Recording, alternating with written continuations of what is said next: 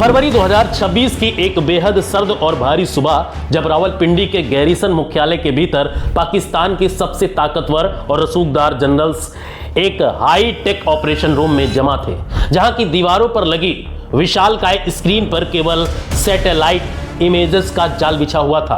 इन screen पर काबुल की वीरान सड़कें, टीटीपी के गुप्त ठिकाने और तालिबान के विशालकाय गोला बारूदों के डिपो साफ दिखाई दे रहे थे, जिन्हें कभी इन्हीं जनरल्स की सरपरस्ती में सुरक्षित रखा गया था।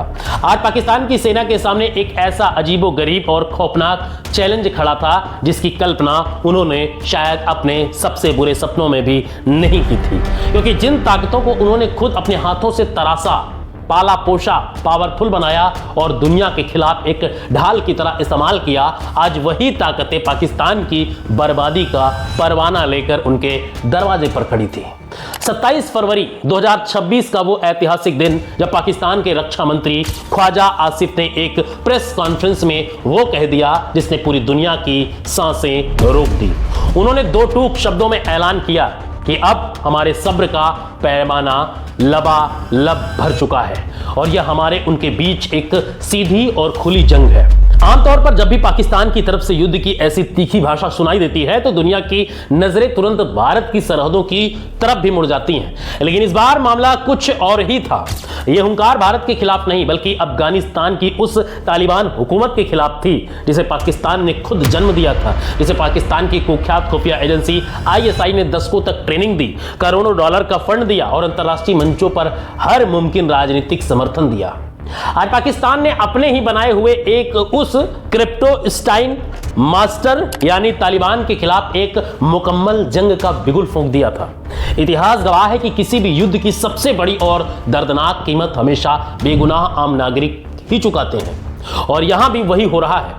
जहां फरवरी 2026 के इस संघर्ष में हर हफ्ते 100 से ज्यादा बेकसूर लोग अपनी जान गंवा रहे थे, जिसका सीधा मतलब था कि हर रोज लगभग 15 से 20 इंसानी जानें इस नफरत की आग में झुलस रही थी। अस्पतालों पर अंधाधुंध हमले हो रहे थे, स्कूल जाने वाले मासूम बच्चों के मौत के आगोश में सो रहे थे, लेकिन सबसे बड़ा यक्ष प्रश्न यह था कि आखिर यह सब शुरू कैसे हुआ।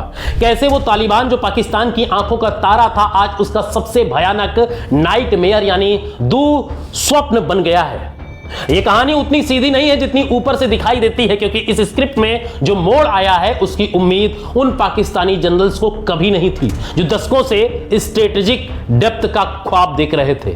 इस कहानी के पन्ने पलटे तो हमें 1994 की उन धूल भरी और उजाड़ अफगान सड़कों पर जाना होगा, जहां एक साधारण सी दिखने वाली काफिले में ISI के बड़े अधिकारी और मुल्ला उमर नाम का एक शख्स बैठा था। मुल्ला उमर जो एक आंख से महरूम था यानी अंधा था और एक छोटे से मदरसे में मजहबी तालीम देता था, उसे ISI ने एक ऐसा ऑफर दिया जिसे ठुकराना नामुमकिन था। सौदा सीधा था, पाकिस्तान उन्हें अत्याधुनिक हथियार, बेहिसाब पैसा और मिलिट्री ट्रेनिंग देगा, लेकिन बदले में मुल्ला उमर को पूरा अफगानिस्तान फतह करना होगा और काबुल की गद्दी पर बैठकर सिर्फ और सिर्फ इस्लामाबाद के हुक्म की तामील करनी होगी। पाकिस्तान की खुफिया एजेंसी के दिमाग में यह शैतानी विचार 1990 के दशक में आया था, जब अफगानिस्तान गृह युद्ध की आग में जल रहा था। उनका गणित यह था कि अगर काबुल में एक फ्रेंडली यानी अपनी पालतू सरकार होगी तो उन्हें भारत के खिलाफ एक सुरक्षित पनाहगाह और रणनीतिक बढ़त मिल सकती है। मुल्ला उमर ने इस सौदे पर मुहर लगा दी और बदले में पाकिस्तान ने तेल के टैंकरों और हथियारों की खेप भेजनी शुरू कर दी। पाकिस्तान के भीतर मौजूद हजारों मदरसे तालिबान के लिए भर्ती केंद्र बन गए और देखते ही देखते महज 2 साल के भीतर यानी 1996 में तालिबान ने काबुल पर अपना परचम लहरा दिया। और उस वक्त पूरी दुनिया में सिर्फ 3 ही ऐसे देश थे जिन्होंने तालिबान की इस क्रूर सरकार को आधिकारिक मान्यता दी थी, और उसमें से पाकिस्तान सबसे आगे खड़ा था। लेकिन कहानी तब बदली जब 2001 में अमेरिका पर 9/11 का खौफनाक आतंकी हमला हुआ, जिसके बाद अमेरिका ने तालिबान की सत्ता को जड़ से उखाड़ फेंका और उस समय पाकिस्तान ने एक खतरनाक डबल गेम खेलना शुरू किया।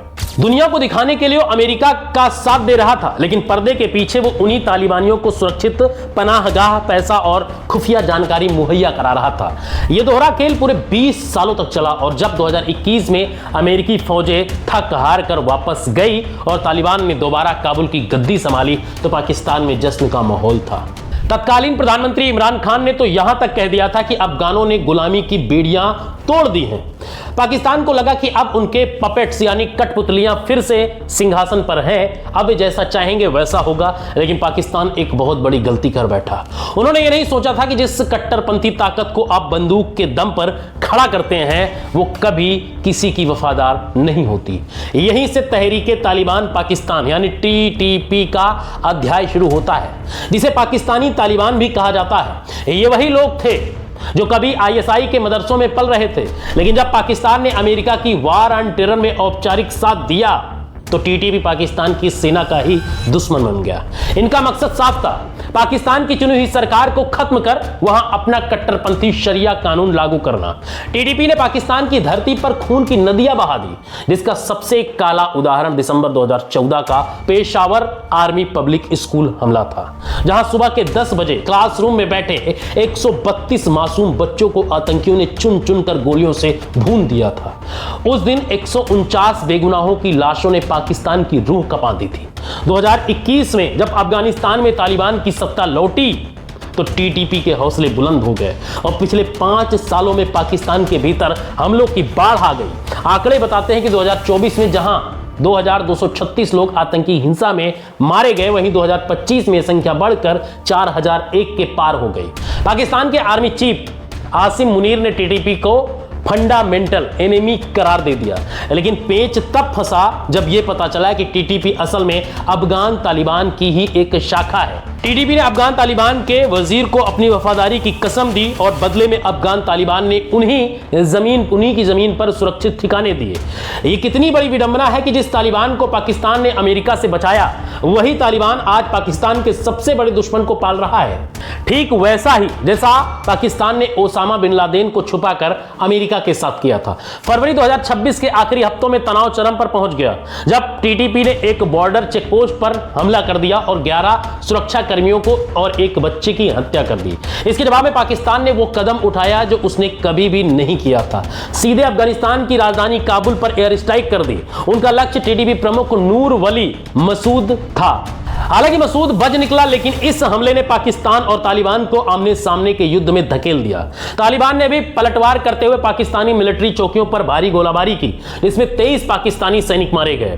कतर और तुर्की की मध्यस्थता से एक अस्थायी युद्ध विराम तो हुआ, लेकिन वो सिर्फ एक छलावा था। असल समस्या यह थी कि तालिबान TTP के खिलाफ कार्रवाई क्यों नहीं कर रहा था। इसका जवाब और भी जटिल था। तालिबान के रक्षा मंत्री और खुफिया प्रमुख को पता था कि अगर वे TTP को दबाते हैं तो TTP के हजारों लड़ाके उनके कट्टर प्रतिद्वंदी ISIS खुरासान में शामिल हो जाएंगे, जिससे तालिबान के लिए अफगानिस्तान के भीतर ही नया गृह युद्ध शुरू हो जाएगा। इसीलिए तालिबान ने TTP को पाकिस्तान के खिलाफ एक हथियार के रूप में इस्तेमाल करना जारी रखा। 16 मार्च 2026 को इस युद्ध का सबसे विभत्स दिन आया जब काबुल के उम्मीद नशा मुक्ति अस्पताल पर अब पाकिस्तान की एक मिसाइल गिरी।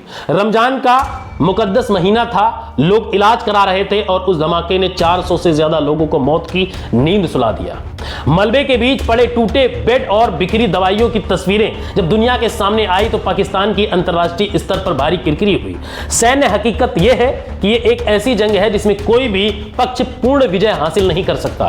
पाकिस्तान के पास उन्नत एयरफोर्स है, लेकिन तालिबान के पास वो गोरिल्ला वॉरफेयर की कला है जिसने सोवियत संघ और अमेरिका जैसी महाशक्तियों के गुरूर को अफगानिस्तान की पहाड़ियों में दफन कर दिया था। तालिबान इस जंग को अपनी संप्रभुता और सम्मान की लड़ाई बनाकर अपनी जनता के बीच हीरो बन रहा है। वहीं पाकिस्तान के लिए सबसे बड़ा झटका यह है कि जिस तालिबान को उन्होंने भारत को रोकने के लिए बनाया था, आज वही तालिबान भारत के साथ बड़े व्यापारिक समझौते कर रहा है और भारतीय कंपनियों को इंफ्रास्ट्रक्चर के कॉन्ट्रैक्ट दे रहा है। आज पाकिस्तान उस आग की लपेटों में खुद जल रहा है जिसे उसने दूसरे के घर जलाने के लिए जलाया था। रणनीतिक गहराई की उनकी तलाश आज एक रणनीतिक गर्त में बदल चुकी है। क्या पाकिस्तान इस भस्मासुर को रोक पाएगा या फिर अफगानिस्तान के साथ साथ पाकिस्तान की अपनी स्थिरता भी इस युद्ध की भेंट चढ़ जाएगी? यह सवाल आज पूरी दुनिया पूछ रही है, क्योंकि इतिहास ने एक बार फिर साबित कर दिया है कि जो जहर आप दूसरों के लिए तैयार करते हैं, एक दिन वो आप खुद ही आपको चखना पड़ता है उसी जहर को। यह कहानी सिर्फ दो देशों के बीच जंग की नहीं है, बल्कि एक सबक है कि आतंक की कोई सरहद नहीं होती और ना ही उसका कोई ईमान होता है। आज रावलपिंडी के उन कमरों में बैठे जनरल शायद अपने उन फैसलों पर पछता रहे होंगे जो उन्होंने 3 दशक पहले लिए थे, लेकिन अब बहुत देर हो चुकी है, क्योंकि काबुल की सड़कों से लेकर पेशावर के बाजारों तक सिर्फ बारूद का धुआं है और उन बेगुनाहों की चीखें हैं जिनका इस खेल से कोई लेना देना नहीं था। युद्ध अभी जारी है और शांति की उम्मीद फिलहाल धुंधली है। फिलहाल इस पूरी रिपोर्ट पर आप क्या सोचते हैं, कमेंट पे अपनी राय दीजिए और चैनल पर नए हैं तो चैनल को सब्सक्राइब जरूर कर लीजिए। मिलते हैं नए वीडियो में, तब तक के लिए जय हिंद, जय भारत।